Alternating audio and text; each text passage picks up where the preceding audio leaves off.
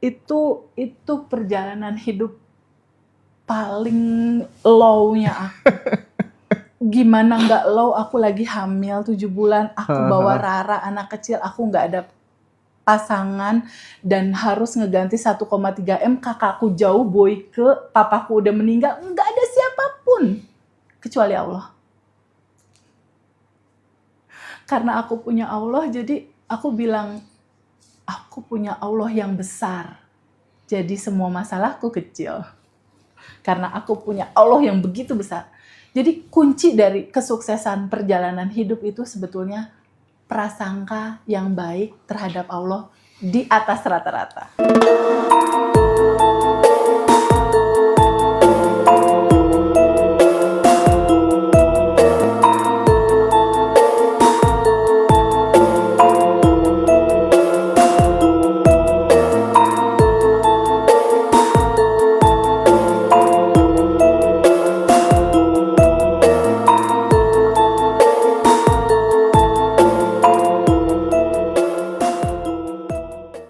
Oke, teman-teman. Akhirnya aku kali ini bisa ketemu Teh Feby langsung di Bandung. Yes, Bandung, betul. Pertemuan perdana ya. Mudah-mudahan dari sharing kita kali ini bisa bermakna, bisa membawa manfaat, arti, dan guna untuk sahabat semuanya dimanapun berada. Masya Allah, Teh yes. Feby kok bisa bahagia kayak gitu terus gitu, aduh. Iya. Aku pengen mulai dari ini dulu deh, dari masa kecilnya Teh Feby gitu ya, lahir di mana, gimana sekolahnya. Aku pengen dimulai dari situ dulu. Cerita dong ke teman-teman. Oke, aku lahir di Jakarta 1977 di depan Menteng, Jakarta Selatan, daerah-daerah Menteng sana lah, Jaksel, anak Jaksel. Nah, pada masa itu mama papaku masih harmonis, tapi pada saat aku masuk di TK dan kakakku Boyke kelas 3, kelas 4 lah, aku menjelang SD kelas 1, mama papaku divorce, cerai saat itu. Nah, ada satu fase di mana sepertinya cerita serunya dimulai dari situ, Ndra. Iya. Di mana Yuk, papa mama tuh bilang, Feby mau ikut mama atau mau ikut papa gitu. Mau ikut mama atau mau ikut papa. Sebagai anak yang mencintai mama papa, bingung untuk milih gimana ya, mau ikut mama, kangen papa ntar. Mau ikut papa, kangen mama. Tapi akhirnya berjalan, Boyke juga sama ditanya seperti itu. Sampai akhirnya, jadi kita tuh 2 bersaudara, Feby Suryanata sama Boyke Suryanata, kakakku. Kita tuh sampai kayak mutusin gak mau sekolah gitu setahun, gara-gara kayak demo gitu. Sok gitu ya. Karena keluarga. Akhirnya Boyke tinggal di Om yang waktu itu melahirkan pemahaman tentang kecintaan dia tentang Harley Davidson. Aku juga waktu itu nggak tinggal juga di mama waktu itu. Sempet akhirnya aku juga tinggal di nenek di Purwakarta sama Boyke. Masa itu tuh bener-bener masa-masa kecil yang kayaknya nggak semua anak ngelewatin itu tuh. Masa yang memang harus bisa membawa diri, nggak bisa manja-manjaan sama papa, karena saat itu papa udah nikah lagi juga. Terus nggak lama kemudian, beberapa tahun setelah itu, mama juga nikah lagi. Jadi masa-masa di mana masih kecil pengen dirasakan penuh orang tua utuh tuh nggak ada. Aku rasa mungkin cerita endapan emosi itu berawal dari situ tuh. Nah, dalam kebingungan, ketakutan, aku sempat merasakan, aku Boyke kalau nggak salah, merasakan nggak sekolah selama setahun karena situasi ekonomi yang tidak memungkinkan. Sampai nggak sekolah setahun? Sampai pernah aku nggak sekolah setahun. Terus situasi yang aku juga pernah merasakan ketika misalnya anak-anak lain mau berenang gitu, terus aku nggak punya uang, Ndra. Dan aku tuh waktu itu bayar berenang itu sekitar 500 perak, tahun 80-an lah. Aku tuh yang Feby kecil tuh jalan gitu kan, jalan dengan harapan kali aja nemu duit. Ya Allah. Kali aja nemu duit 500 atau berapa gitu. Sampai proses perjalanan akhirnya lama nggak tinggal sama mama, aku akhirnya ikut papa, terus aku punya stepmom. Aku pernah mengalami satu fase di mana I have ibu tiri gitu istilahnya, yang banyak warna banget lah saat itu. Aku pindah ke Bandung waktu itu. Tinggal di Bandung, mengalami satu situasi di mana anak-anak lain tuh orang tuanya utuh, sementara aku harus masak di dapur, nemenin nenek. Tapi anak-anak lain tuh bisa pergi ke mana main, aku nggak boleh main, aku cuci piring. Oke. Ngalamin tuh tekanan-tekanan batin yang ya Allah bahagia ya jadi mereka, bahagia ya jadi mereka, bahagia ya jadi mereka. Sementara aku nggak diperlakukan seperti itu gitu, situasi yang lalu tuh. Tapi semua berjalan, sampai pada akhirnya aku kuliah di Bandung. Boyke juga kuliah di Bandung, Boyke duluan lulus, lalu Boyke berangkat ke Amerika. Nah, Boyke berangkat ke Amerika, aku kuliahlah di Unicom, ngambil komputer akuntansi di Pati Ukur. Nah, perjalanan cerita itu sampai di dunia dewasanya itu udah masuk pelajaran filsafat, Indra, ujungnya.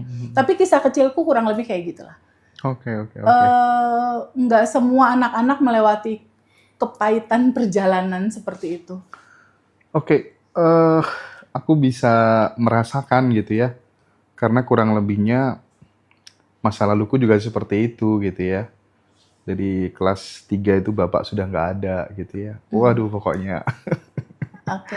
pokoknya nggak enak lah ya. Oke. Tapi yang aku pengen konfirmasi ke Teh Feby, di saat kemudian ayah dan ibunya divorce gitu ya, terus kemudian sampai berhenti sekolah 1 tahun gitu, ada nggak sih semacam kayak, wah ini nggak bisa kondisiku begini terus, nanti aku harus mengubah nasib gitu. Sesuatu yang diinginkan di masa depan tuh seberapa kuat gitu, Teh? Ya, kalau masa kecil waktu itu nggak kepikir gitu, Ndra. Karena belum sampai kepada pendewasaan seperti itu. Tapi trigger terbesar tuh pada saat aku kuliah. Nah, pada saat kuliah kan aku tinggal di tempat nenek, tapi step grandma gitu. Nah, di masa tinggal di nenek di Bandung waktu itu kan harus pandai-pandai membawa diri lah, ya cuci piring, masak, yang ngurusin keponakan baru lahir, baru bisa kuliah gitu. Satu hal yang aku merasa gini, pada saat waktu itu sempat ada beberapa saat lama di Jakarta, aku tuh tinggal di satu kota di Jakarta yang daerah itu tuh daerah sabu-sabu, daerah Kutau, daerah-daerah yang memang situasinya itu membuat pemuda kalau ada di sana udah pasti make, Ndra, udah pasti DO, udah pasti overdosis gitu istilahnya. Nah, di kala saat seperti itu akhirnya aku memutuskan, Feby mau tinggal di Jakarta tetap atau mau tinggal di Bandung? Aku memutuskan tinggal di Bandung saat itu karena yang tadi Hendra bilang itu, kalau seandainya aku tetap berada di dalam lingkungan seperti ini, pasti nasibku nggak akan jauh tuh dari lingkaran itu gitu. Nggak akan jauh dari lingkaran itu. Tapi kalau seandainya aku mau merubah nasib, aku harus pindah ke tempat baru. Makanya waktu itu pindah ke Bandung. Nah, satu sisi yang aku pikirkan gini, waktu aku di Jakarta, itu kan free sex udah luar biasa banget, Ra. Jadi dari SMP tuh free sex tuh udah biasa. Tapi beruntungnya papaku memberikan nilai-nilai yang kayaknya nggak semua ayah menyampaikan itu. Papaku bilang gini, Feby, kamu perempuan, kamu jaga diri kamu, untuk hal yang satu itu, kamu harus kasih hanya untuk suami kamu. Karena itu sesuatu yang mahal untuk diberikan gitu. Jadi waktu itu walaupun aku tinggal di Jakarta, itu terjaga gitu. Nah, tapi aku mikir, tapi kalau di dalam lingkungan kayak gini gimana bisa dapetin yang baik? Akhirnya aku memutuskan pindah ke Bandung. Nah, di Bandung itulah mulai ada cerita tentang, oh ada sesuatu hal yang lain ya daripada hanya hidup. Ya filsafat itu, Ndra. Jadi kampusku di Unicom, jalan di Pati Ukur, kebetulan guru filsafat aku tuh rumahnya di Pati Ukur 90. Jadi antara kampus sama tempat sekolah filsafat aku, itu jaraknya cuma sekitar 100 meter gitu. Tapi memang ketertarikan masalah agama itu udah berlangsung lama sih sebenarnya. Udah ada ketertarikan dari dulu gitu. Karena di situ aku udah mulai berdoa, ya Allah, rasanya seperti ini ya kalau mama papa pisah, kalau nggak punya uang gitu istilahnya, kalau banyak keterbatasan. Terus harus gimana merubah hidup? Aku cuma tahu satu-satunya cara untuk merubah kan kita harus dekat sama Allah. Karena dia yang punya segalanya untuk merubah gitu. Oh, aku simpel waktu itu. Aku jadi remaja masjid aja deh. Hmm. Jadi waktu itu aktif di remaja masjid di Bandung. Oke. Apa-apa ikut kegiatan-kegiatan masjid. Tapi yang mereformasi cara berpikir dan lain-lain itu semuanya dari sekolah filsafat di Pati Ukur sih yang 16 tahun itu, Ndra. Oke. 1996 sampai 2012 sampai guru filsafatku meninggal saat itu. Terus jadi filsafat itu sebagai pintu pembuka untuk Teh Feby mempelajari sesuatu yang mungkin terkadang kita dari kecil udah dikasih dogma-dogma yang terkadang tidak rasional gitu. Akhirnya mulai dari situ mulai berani, oke belajar ini, belajar itu gitu. Kan banyak yang dipelajari ya. Iya, banyak. Nah, saat itu juga sebenarnya untuk kata filsafat beberapa keluarga kan juga agak-agak karena gambaran kebanyakan umum kalau yang belajar filsafat itu kan rata-rata yang umurnya udah 60, 70, yang udah tua lah gitu, Ndra. Ini kan saat itu aku umur 18 tahun, Ndra. Baru semester 1 gitu loh. Baru lulus, baru semester 1, tapi jadi gini loh, Ndra. Ada sesuatu di luar kuasa kita yang aku rasakan ya, yang menarik untuk aku melakukan itu gitu loh. Jadi papaku, kakakku, mamahku itu sebenarnya bingung sama aku. Bingungnya apa? Kamu kan perempuan, ngapain sih dalam pelajarin agama gitu? Terus kakakku bilang Boyke, nanti Boyke juga bisa komen deh. Dia nggak suka sebenarnya, nggak suka maksudnya, ih ngapain sih Feb dalam belajarin filsafat? Mau dikatakan suka nggak suka? Honestly saat itu aku nggak punya kuasa untuk nggak melakukan belajar gitu loh, Ndra. Jadi kayak ada sesuatu yang bener-bener narik aku nyemplung di situ. Yang aku rasakan kayak gitu. Selain kemudian semangat untuk senantiasa mempelajari hal-hal yang baru di dalam kehidupannya Teh Feby gitu ya. Kegiatan atau hal-hal positif apa yang dilakukan Teh Feby ketika remaja itu yang kemudian itu tidak dilakukan oleh banyak orang gitu. Artinya apa ya kalau dalam bahasa pesantren tuh kamu punya amalan khusus apa gitu ya. Yang itu sebagai tabunganmu untuk masa depan kayak gitu apa yang bisa di-share ke teman-teman gitu. Iya, Ndra. Jadi kan tadi cerita flashback kan aku berkekurangan sekali ya. Sampai mau berenang aja jalan kaki nyari duit recehan gitu istilahnya. Di dalam nangis saat itu, di dalam nangis kecilku gitu, di dalam nangis aku masih kecil, aku tuh kayak ngejerit gitu loh, Ndra. Suatu saat Allah kasih kesempatan aku punya rezeki, aku harus berbagi.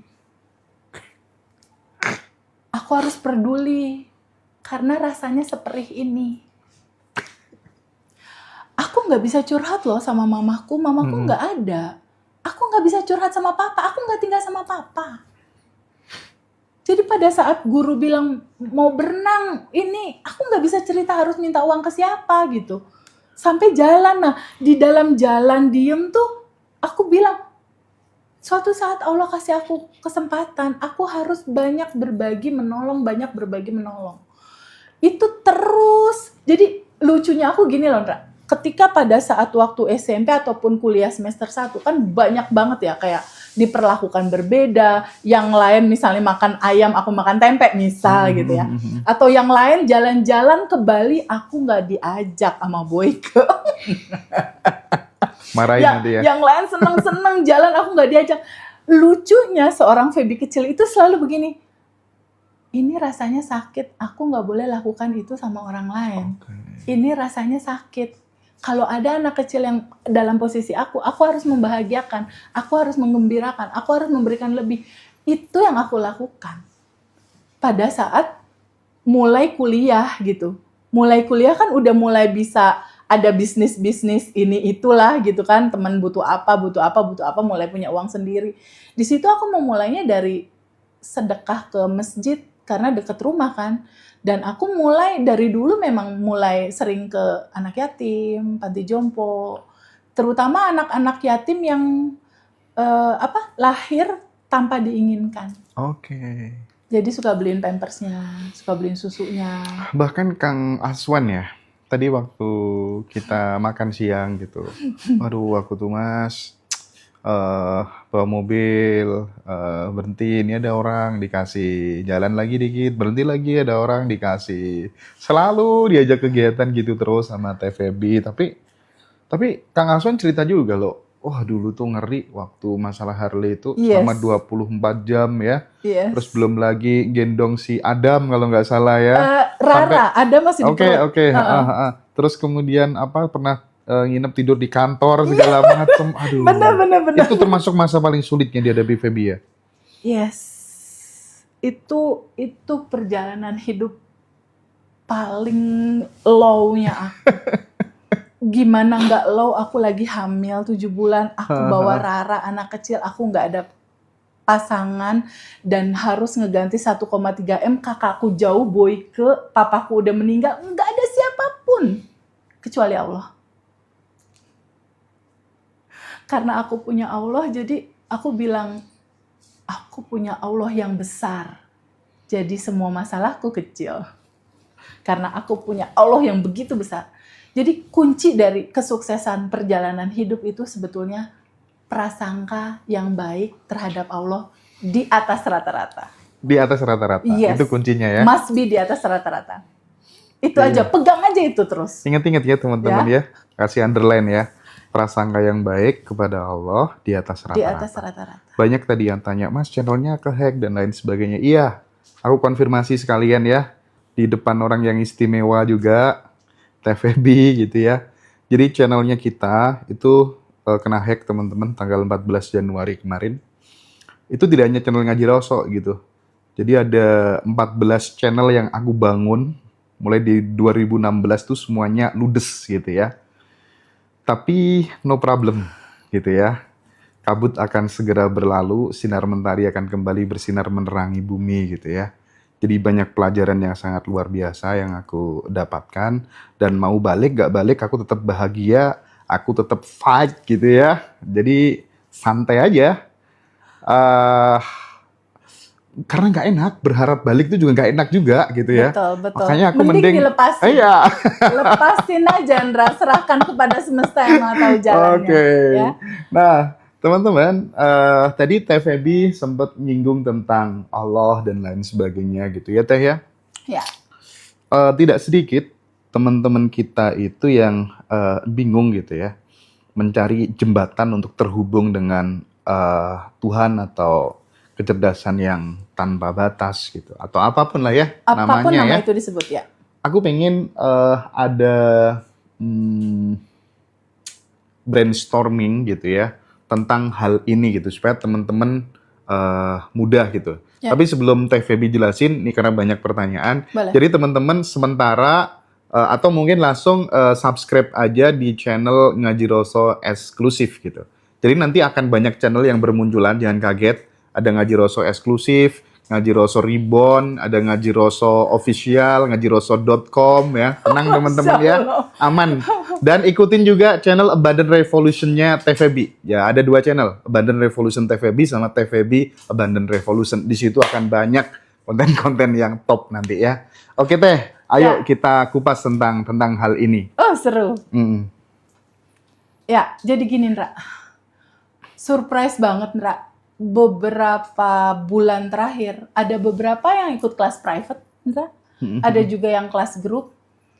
Berawal dari kisah goals-nya itu dia pengen bunuh diri tapi nggak mau sakit. Nggak mau sakit.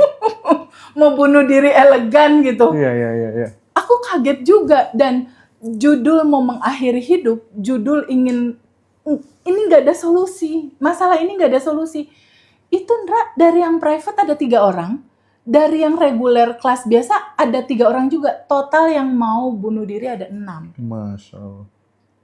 4 tentang finansial, 2 tentang relationship gitu. Nah, berawal dari sana, sebuah clue besar harus kita jelasin di kesempatan kali ini. Apa? Teman-teman yang merasa putus asa atau merasa kayaknya aku harus mengakhiri hidup, nggak ada jalan keluar. Jadi rata-rata di versi mereka merasa tidak ada jalan keluar, Ndra. Kenapa mereka merasa tidak ada jalan keluar? mereka berpikir bahwa Tuhan jauh sekali. Oke. Tuhan jauh sekali. Atau bahkan beberapa teman-teman berpikir yang mau bunuh diri itu, bahwa Tuhan sudah meninggalkan aku. Sehingga aku udah gak ada harapan untuk menyelesaikan ini. Iya. Aku gak ada yang bisa menolong. Nah, berawal dari sana sebenarnya substansi solusi dari Abundant Revolution hadir. Bagaimana aku ngehandle teman-teman yang bunuh diri? Akhirnya ketika selesai kelas dia ketawa-ketawa, Ndra. Aku juga bingung. Perasaan tadi pas mulai kelas, itu tuh gitu. Iya. Bingung, kesel, sedih gitu. Oh, ada 1, 7 berarti Ndra. Yang satu lagi tuh karena disantet. Oh, disantet. Karena disantet, terus tubuhnya tuh ada benjolan-benjolan kayak bisul gitu. Terus dia merasakan kayak ketusuk-tusuk, ketusuk tombak. Terus Dan dia nggak bisa ngehandle rasa sakit itu. akhirnya disantet balik sama TVB, dia nyandet. Nggak, dikembalikan aja kepada cinta murni tanpa batas. Terus. Karena kan solusinya semua cinta. Oh Jadi iya. sebenarnya dari yang 7 orang ini aku cuma nyeritain tentang siapakah sebenarnya diri kamu gitu. Nah, gimana sih mereka dari yang mau bunuh diri, dari yang bener-bener aku udah yakin mau mengakhiri hidup teh. Pas selesai kelas, wah ketawa-ketawa, aku bodoh ya teh, lucu juga ya teh. Nah, gimana itu cerita awalnya? Simple, Ndra, nyeritainnya. Aku cuma bilang gini sama teman itu, kan di Abundant Revolution itu dibagi 3 besar ya, Ndra? Oke. 3 besar itu adalah siapa dirimu. Oke? Ketika kamu sudah tahu dirimu siapa, yang kedua adalah ketika kamu udah tahu, keduanya bagaimana aturan semesta mengatur hidupmu.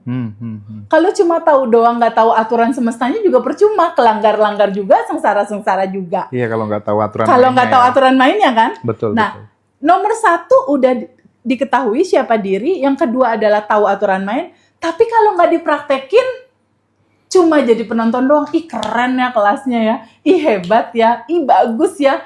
Cuma ih doang, dia nggak ngalamin kelimpahan, Ra.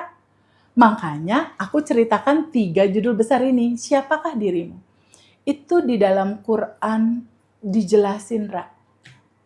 Dan apabila telah aku tiupkan ruhku kepadamu. Ketika dibilang ruhku, itu sama kayak Hendra bilang, TVB ini tanganku. Yes. Itu kan kalau bilang TVB ini tanganku kan artinya bagian dari dirimu, Ndra. Bener nggak? Betul. Nah, kalau misalnya Allah bilang kutiupkan ruhku, artinya kan bagian dari diri dia ada di Hendra, ada di aku, ada di teman-teman semua. Buktinya apa TVB? Kata teman yang belajar nih, yang lagi pengen nyari-nyari cara mengakhiri diri nih. Aku bilang gini, aku ketikin Google. Teman-teman juga yang sekarang lagi live TikTok bersama Ngajar Rosa, boleh ketik di Google. Berapa banyak sel tubuh manusia? Nanti coba jawab di situ. Di situ akan keluar, Ndra, 40 triliun sel. 40 ribu. 40 triliun. 40 triliun. Yes, Oke. 40 triliun sel.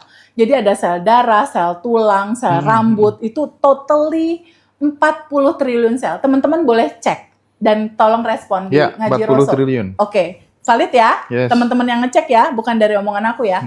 Ini adalah kedokteran, Dra. Kedokteran itu ilmiah, oke? Bukan kata Feby, bukan kata Pak Lurah, bukan kata Pak RT ya. Kalau udah di Google berarti kan secara kedokteran itu ilmiah dan bisa diterima oleh akal kita. Substansi intinya gimana? 40 triliun sel di dalam tubuh kita. Secara sel aja kita udah berkelimpahan ya, Ndra. Iya, betul. Udah 40 triliun, tapi saldo belum 40 triliun ya, Ndra. Saldo on the way 40 triliun gitu. OTW. Nah, yang jadi mencengangkan seluruh dunia kedokteran adalah sebuah penemuan dari seorang profesor bahwa di dalam sel itu ada inti sel, ada atom, bentuknya bulat gini, Ndra.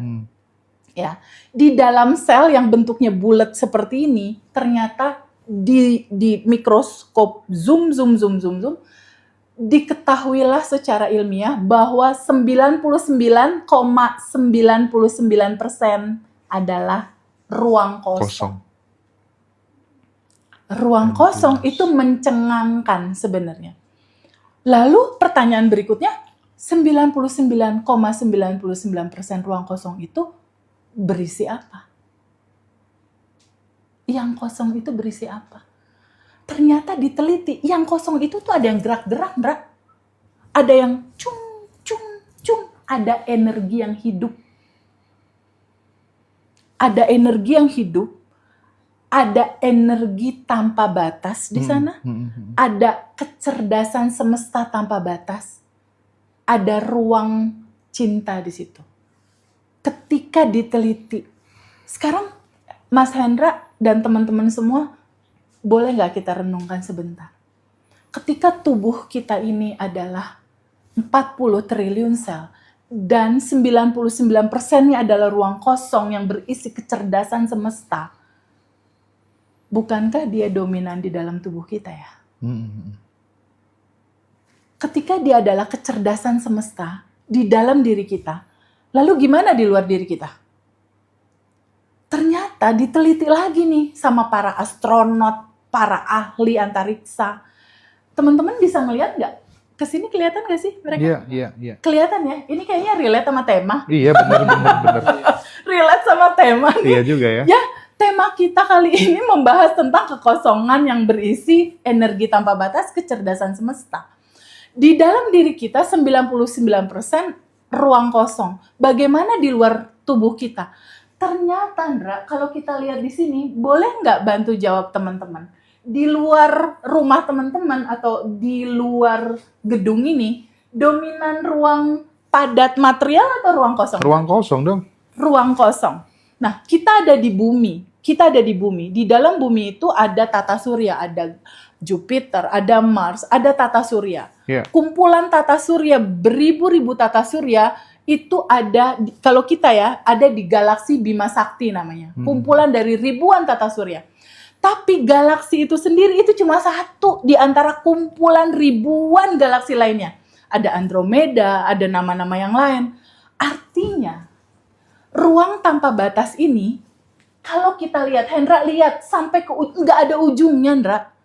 Tanpa batas, ternyata apa? Ternyata ruang tanpa batas itu, yang galaksi Bima Sakti itu, ketika masuk ke universe, ada ribuan galaksi yang banyak sekali. Dan itu 90%-nya adalah ruang kosong. Berisi apa? Kecerdasan semesta, energi tanpa batas. Artinya, ruang kosong, kecerdasan semesta, energi tanpa batas, itu adalah dia, itu adalah Allah, itu adalah Tuhan, itu adalah apapun nama itu disebut. Tapi itu hanya sebagian kecil saja yang bisa kamu pikirkan. Karena pikiran tidak akan pernah sanggup memikirkan judul Allah. Itu cuma sebagian kecil yang diizinkan untuk kamu bisa melihat gitu. Karena dia itu sendiri, energi tanpa batas itu sendiri, itu beyond mind. Melampaui pikiran kamu. Beyond your imagination. Melampaui apa yang bisa kamu imajinasikan. Ternyata di dalam dan di luar sama-sama kosong. Berisi kecerdasan semesta. Hanya dia, hanya ada dia. Artinya kita, bukankah kita ada di dalam dia? Lalu kalau teman-teman bilang, Allah kamu ada di mana?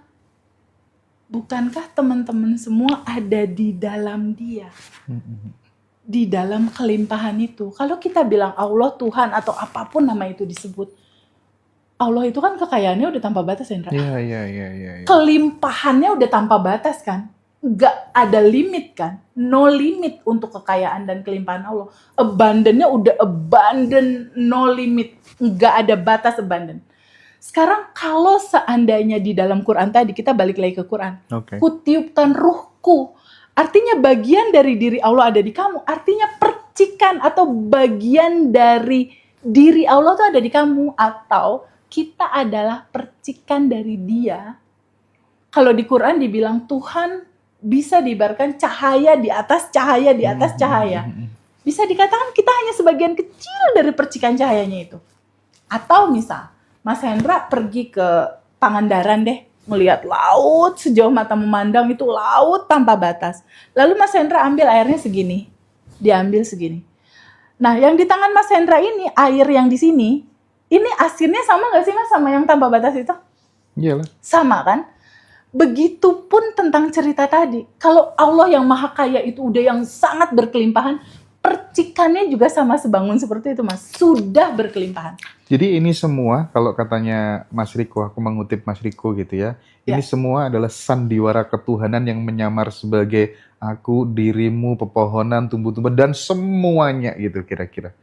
Allah melingkupi segala sesuatu. Atau kalau di dalam Quran dikatakan, segalanya ada di dalam Oke. genggamanku. Gimana nggak digenggam? Kita ada di dalam Dia. Oke. Terus kalau bilang kayak yang Zoom ya, mau mengakhiri diri atau mau bunuh diri, bilang, Teh Feby, Allah menjauhi aku. Gimana mau menjauhi? Orang dia ada di dalam. Sama seperti laut yang besar, ada air laut yang di dalam air laut itu. Bukankah air yang sedikit itu di dalam lautan yang begitu besar? Iya. Nggak bisa dipisahkan gitu. Antara, kalau kita kutip Mas Riko, antara ombak dengan lautan samudra kan nggak bisa dipisahin. Si ombak nggak bisa dong misahin diri sendiri. Iya. Bener nggak? Dia selalu ada di dalam lautan yang luas itu.